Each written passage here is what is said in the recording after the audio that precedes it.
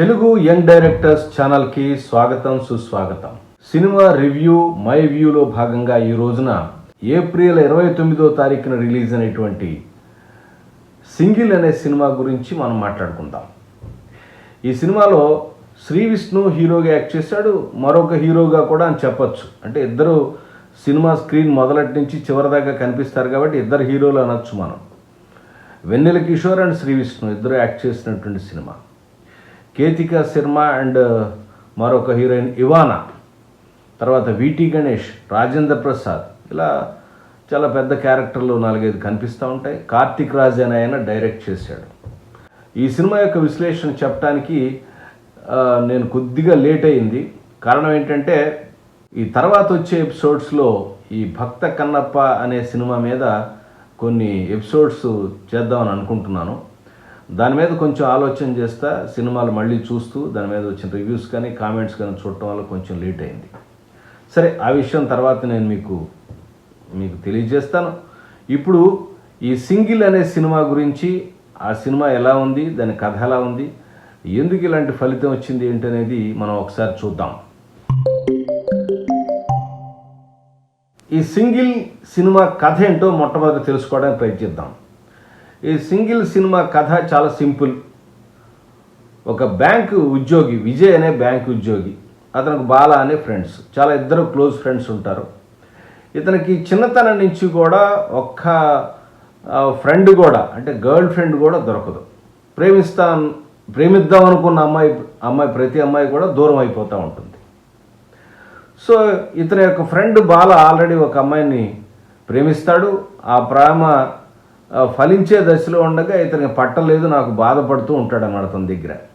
సరే, అమ్మాయిని పడగొట్టాలంటే ఏం చేయాలని రకరకాల ప్లాన్లు వేస్తారు. ఆ ప్లాన్లో వేసిన ఒక ప్లాన్లో భాగంగా హరిణి అనే అమ్మాయి, క్యారెక్టర్ ఇవానా వేసింది, ఆ అమ్మాయి వస్తుంది.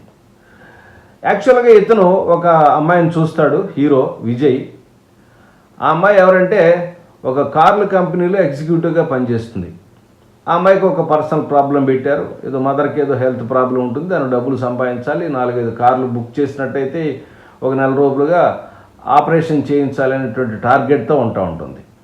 ఆ అమ్మాయిని ఎట్లయినా సరే ప్రేమించి పెళ్లి చేసుకోవాలని ఇతను ప్రయత్నం చేస్తూ ఉంటాడు. ఆ ప్రయత్నాల్లో హరిణి తగులుతుంది, హరిణి ఇతన్ని ప్రేమిస్తూ ఉంటుంది. ఇలాగా ఒకళ్ళకి తెలియకుండా ఒకళ్ళు ప్రేమించుకుంటూ ఒక ట్రయాంగిల్ లవ్ స్టోరీ లాగా నడుస్తూ ఉంటుంది ఈ కథ. చివరికి ఇతను ఎవరిని పెళ్లి చేసుకున్నాడు, చివరికి క్లైమాక్స్ ఏమైంది అనేది కథ. ఇంతే కథ, ఇంతకన్నా చిన్న కథ. కథ లేని చోట ఏముంటుందంటే కథనమే ఇంపార్టెంట్. కథ పెద్దగా లేని చోట ఏముంటుంది, సీన్స్ చాలా హిలేరియస్గా బ్రహ్మాండంగా ఉంటాయి. నేనేమంటానంటే ప్రతి చోట కూడా ఒకేసారి సందర్భం చెప్తూ ఉంటాను. కథ అనేది పల్చగా ఉన్నా పర్లేదు, అసలు కథ లేకుండా కేవలం సన్నివేశాలను పేర్చుకుంటూ వెళితే ఎంత కామెడీ ఉన్నా సరే పెద్దగా అట్రాక్ట్ చేస్తుందనేది నేనైతే అనుకోను. సినిమా హిట్ అయిపోయిందని చెప్పేసేసి మనం పోస్టర్లు వేసేసో లేకపోతే సభలు జరిపో చెప్పచ్చు. కానీ ప్రొడ్యూసర్కి డబ్బులు వస్తేనే నిజమైన హిట్ సినిమా. ఈ సినిమా ఎంటర్టైన్ చేసిందంటే ఎంటర్టైన్ చేసింది. పర్టికులర్గా బాగా పాపులర్ అయిన సినిమాలు వాళ్ళలో ఉన్న క్యారెక్టర్ని స్పూఫ్స్ తీసుకొచ్చారు. రిలీజ్కి ముందే ఈ సినిమాలో ఒక రకమైనటువంటి వివాదం కూడా తీసుకొచ్చింది. ఆయన కన్నప్ప సినిమాలో హీరో వాడినటువంటి డైలాగ్ని, తర్వాత మరో బాలకృష్ణ గారిని, రకరకాల క్యారెక్టర్లను ఆయన ఇమిటేట్ చేయడానికి ప్రయత్నించాడు. తద్వారా ఇమిటేట్ చేయటమే కాదు, ఎంటర్టైన్ చేయడానికి కూడా ప్రయత్నించాడు. నాకు తెలిసి ఈ కథ రాసినప్పుడు రచయితలు కానీ దర్శకులు కానీ ఏమనుకున్నారంటే ఈ కామెడీ స్పూఫ్స్తో తయారు చేసిన డైలాగ్స్ ఏవైతే ఉంటాయో ఈ సీన్లు చాలా అద్భుతంగా పాపులర్గా పండుతాయి, అందరికీ కూడా తెలుస్తాయి అనుకుంటున్నారు. సోషల్ మీడియా ఎవరైతే ఫాలో అవుతారో రెగ్యులర్గా ఈ మీమ్స్ కానీ లేకపోతే చిన్న షార్ట్స్ కానీ లేదా చిన్న 1 minute వీడియోలు కానీ చూసేవాళ్ళు ఎవరైతే ఉంటారో ఇన్స్టాగ్రామ్లో కానీ దీనిలో, వాళ్ళు ఈ సినిమాని ఎక్కువగా ఎంజాయ్ చేస్తూ ఉంటారు. మామూలు సినిమా కథ చూద్దాం అనుకునే వాళ్ళకి అలా ఏంటో వస్తుండే, ఈ ఎందుకు ఇట్లా మాట్లాడుతున్నాడు, ఈయన ఎలా ఎందుకు మాట్లాడు, దీని ఇదేంటి అదేంటి ఇదేంటి తర్కించుకోవటం కిందే సినిమా రన్నింగ్ అయిపోతూ ఉంటుంది. సో సినిమా స్క్రిప్ట్ మొత్తంలో వీళ్ళు కాన్సన్ట్రేషన్ చేసింది నాకేమనిపించిందంటే ఈ పర్టికులర్ క్యారెక్టర్లో క్యారెక్టరైజేషన్తో ఆ డైలాగ్ డెలివరీ మీద, శ్రీ విష్ణు డైలాగ్ డెలివరీ మీద ఎక్కువ కాన్సన్ట్రేట్ చేశారేమో అనిపిస్తూ ఉంటుంది. కామెడీ టైల్ ఆఫ్ డైలాగులు, సెటరికల్ డైలాగులు, ఈ పంచ్ డైలాగులు లేదా కామెడీ అనుకున్న రాసినటువంటి స్పూఫ్లు, వీటి మీద ఎక్కువగా వీళ్ళు బాగా డిపెండ్ అయ్యి ఈ కథ రాశారు. అదే ఈ సినిమాకి ప్లస్ అనుకున్నారు, కొంతవరకు ప్లస్సే, కానీ చాలా వరకు అదే మైనస్ అయింది.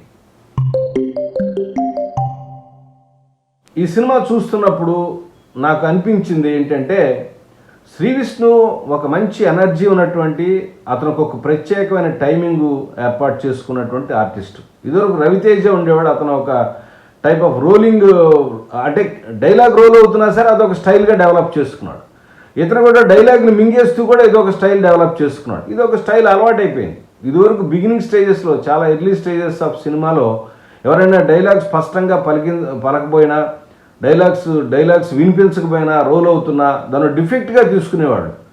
విచిత్రంగా ఇప్పుడు వస్తున్న ఆర్టిస్టులు, హీరోలు ఏం చేస్తారంటే ఆ డిఫెక్ట్నే తన యొక్క పవర్గా మార్చుకుని అదొక స్టైల్ అని చెప్పుకుని ముందుకు పాపులర్ అయిపోతున్నారు. అది వాళ్ళ అదృష్టం, ప్రేక్షకుల దురదృష్టం. మనం ఏం చేస్తాం, కానీ అదొక స్టైల్గా ఉంది, దాన్ని కూడా ఎంజాయ్ చేసేవాళ్ళు ఉన్నారు. శ్రీ విష్ణు సినిమా ఇంతకుముందు సామజీవరగా ఉన్న సినిమాని నేను బాగా ఎంజాయ్ చేశాను. దానిలో కథ స్ట్రక్చర్ కూడా కొంచెం జాగ్రత్తగా రాయటం వలన ఆ సినిమా నాకు బాగా నచ్చింది. ఈ సినిమాలో స్ట్రక్చర్ చూద్దామంటే అది అలా అలా అలా టచ్ చేసుకుంటూ వెళ్ళిపోయారు. దానికన్నా కూడా సినిమా క్యారెక్టర్ల ఎస్టాబ్లిష్మెంట్కే మనం చెప్పుకున్నట్టుగా 40-45 నిమిషాలు తీసుకుంటూ ఉంటారు.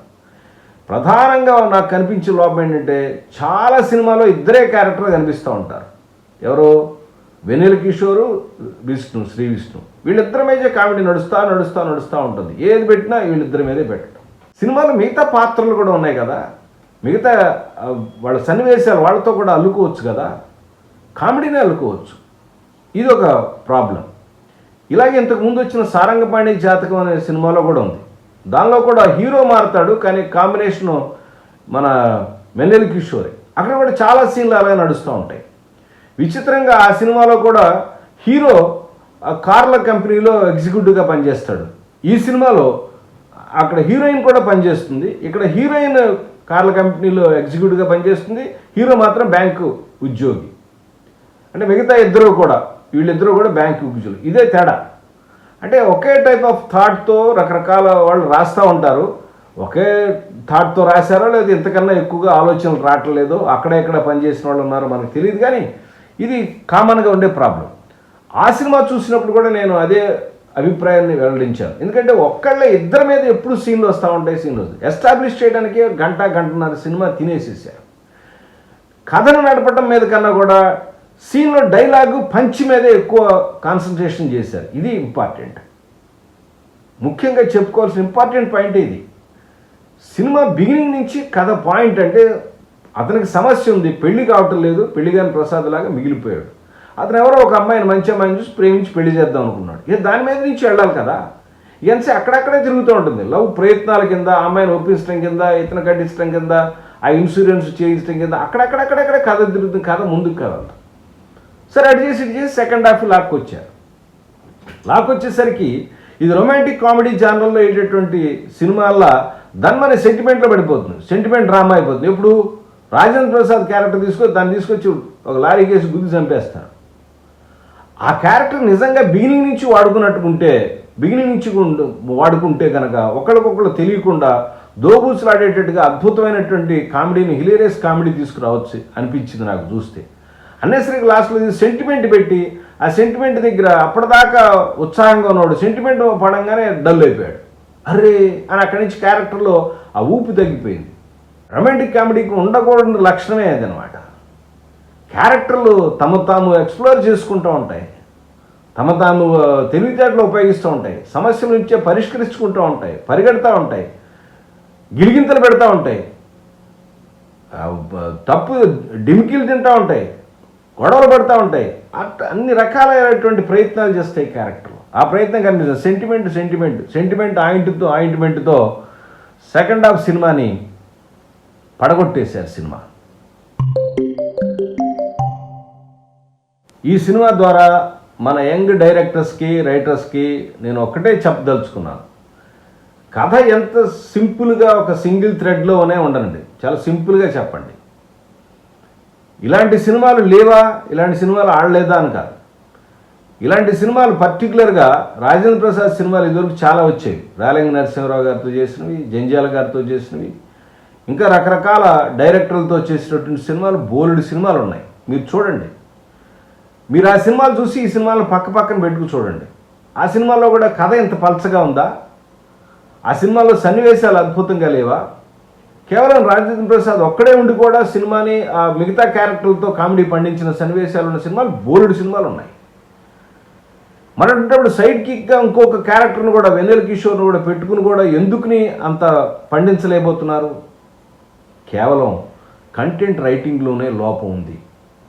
కథని తీసుకోవటం, ఈ కథ బిగినింగ్ ఇది, దీని మిడిల్ ఇది, ఎండ్ ఇది, ఈ కథ యొక్క క్యారెక్టరైజేషన్ ఇది, ఈ కథకి పర్టికులర్గా ఈ పాత్రకి ఇటువంటి ఆబ్జెక్టివ్ గోల్ ఉంది, ఈ గోల్ కోసం ఇన్ని రకాల ప్రయత్నాలు చేసింది, చివరికి ఇలా ఈ నిర్ణయం తీసుకుంది లేదా ఫలితం వచ్చింది అని కదా మనం చెప్పాల్సింది సినిమాలో. అది చెప్పడానికి మనం చిట్ట చివరి ఒక హాఫ్ అన్ అవరో లేదా 1 అవరో లేదా 40 నిమిషాలు పెట్టుకుంటే ఎట్లాగా? ఇది కూడా అదే. నేను అందుకే అంటాను, కొత్త సినిమాలని స్ట్రక్చర్లో అనాలిసిస్ చేయాలంటే చాలా కష్టం అవుతుంది. దానిలో ఉండనేం లేదు, లేని దాని గురించి ఎతికి నేను ఏం పెడతాము? అది బాగుంది, ఇది బాగుంది, ఈ డైలాగ్ బాగుంది, ఆ డైలాగ్ బాగుంది, ఈ పాట బాగుంది, ఆ పాట, ఆ షాట్ బాగుంది, ఇక్కడ నవ్వు వచ్చింది, ఇక్కడ తుమ్ము వచ్చింది, దగ్గు వచ్చింది చెప్పుకోవడానికే మన రివ్యూలు వెళ్ళిపోతూ ఉంటాయి. నాకు యూట్యూబ్లో చూస్తూ ఉన్నాను కదా, నేను కూడా మీలాగానే అలాంటి రివ్యూలో చాలామంది వేల మంది చూస్తున్నారు. కథని అనాలిసిస్ చేసుకోవడానికి కథే పెద్దగా లేనప్పుడు ఏం అనాలిసిస్ చేస్తాం? చాలా సినిమాల్లో ఉండే లోపమే ఈ సినిమాలో కూడా ఉంది. దయచేసి కథ మీద కసరత్తు చేయండి. ఒకవేళ మీకు గనక ప్రాబ్లం ఉంటే మీలాంటి పాత సినిమాలు ఏమున్నాయో చూడండి. ఆ పాత సినిమాల్లో కథా నిర్మాణం ఎలా ఉంది? కాపీ కొట్టమని నేను చెప్పటం లేదు. కథా నిర్మాణం, కథ ఎలా ప్రారంభిస్తున్నాడు, పాత్రకి ఎలాంటి ప్రాబ్లం ఇస్తున్నాడు, దాని తర్వాత ఆ ప్రాబ్లమ్స్ ఎలాంటి ప్రాబ్లమ్స్ ఇచ్చాడు, దాన్ని ఎట్లా ఎదుర్కొని ముందుకెళ్ళింది, ఎలా చివరికి సక్సెస్ అయిందే ఫెయిల్ అయింది ఎలా చూపిస్తున్నాడు, ఇది అర్థం చేసుకోండి. మొట్టమొదట కామెడీ అయితే కామెడీ, సస్పెన్స్ ఏ జానర్ అయితే ఆ జానర్ సినిమాలు చూడండి. మీకు నచ్చినట్టు రాసుకెళ్ళిపోకండి సీన్లు.